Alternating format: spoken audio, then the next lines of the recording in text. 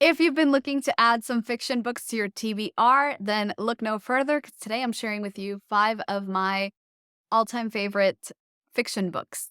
If we haven't met yet, my name is Isabel. I am a brand designer, dog lover, and overall weird human. And on this channel, we talk about embracing your weird in order to build a better brand, business, and life. Now, my favorite books are always like this list is always in rotation and they're always changing. But today I want to share with you 5 books that I'm recently still thinking about and have enjoyed. So, first one is The Midnight Library by Matt Haig. This book was a really quick read for me. I think I read it in like on a plane ride or something. It's the quickest read out of the list, but that doesn't mean it's any less special. Now, this book follows a library where kind of stuck in the edge of the universe where each book has a potential outcome for your life. So if you had made a different decision, what would the outcome of your life be? And so it's an infinite library of infinite possibilities. And one book tells you the story of your life as it is, but the others tell you, the other possibilities and the other things that could have happened. This book was beautiful, it was funny, and it was different from anything that I had read in a while, and I think that's why it really stuck with me. Again, it was a super quick read, so I enjoyed it. I don't really rate books like, oh, 4 stars or 5 stars, but I liked it. I enjoyed it. I loved it. Second book is The Invisible Life of Addie LaRue by V.E. Schwab. I hope I'm saying that right. This book has a grip on my soul. I think I read it in 2021 probably, and I'm still recommending it to every single person I know who hasn't read it. It's not new, but this book gave me every single feeling that exists, good and bad. I was sad, I was angry, I was happy, I was excited, I was fearful, everything. I had all the feels. This book follows the life of Addie LaRue, who made like a Faustian bargain to live forever, but she's cursed to be forgotten by everyone she has ever met. Until one day she stumbles into a person who remembers her name. And that's where like the story starts. And I'm not going to say anymore because no spoilers. But yes, read it. Read it, read it, read it. It is worth it. If you are enjoying this video, it would mean a lot to me if you like, comment, and subscribe. This is a fairly new channel, but I am making videos every single Friday. And if you have any book recommendations that I can add to my TBR, please leave them in the comments because I'm always looking to add new books to my reading list. The third book is The Seven Husbands of Evelyn Hugo by Taylor Jenkins Reid. I think I also read this one in 2021, but it was one of those books that you start and you can't stop reading it until you've finished reading it. It was a page turner. I wanted to know everything that was going on. I didn't expect what happened or what happens in the book. I know that everyone has talked about this book. I know, but it's because it really is that good. It follows an aging Hollywood icon who is finally ready to give like a tell-all interview about her life.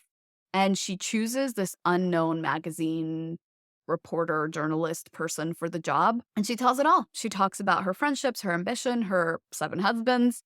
And it's just a great read. The fourth book is heartbreaking in all the best ways.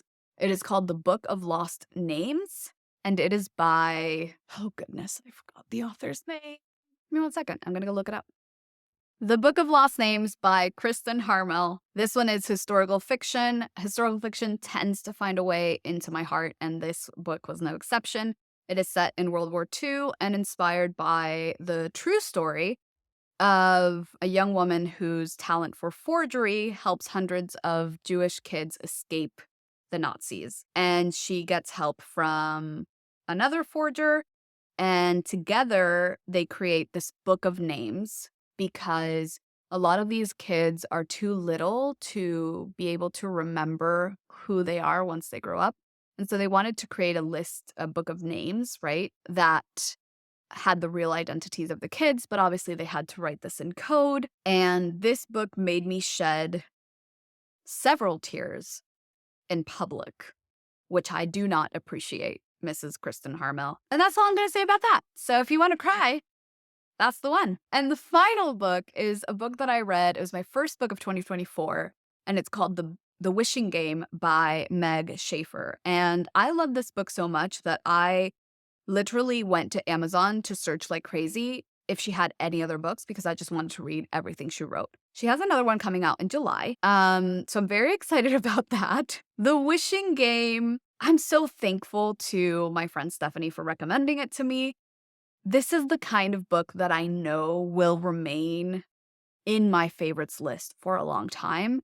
It is the kind of book that I know I'm going to reread again and again. It's about a children's author named Jack Masterson, and he quit writing and he kind of lives like the life of a hermit. But now he's written a new book and he's doing this contest for his biggest fans for the new book. The prize for the contest will change the winner's life.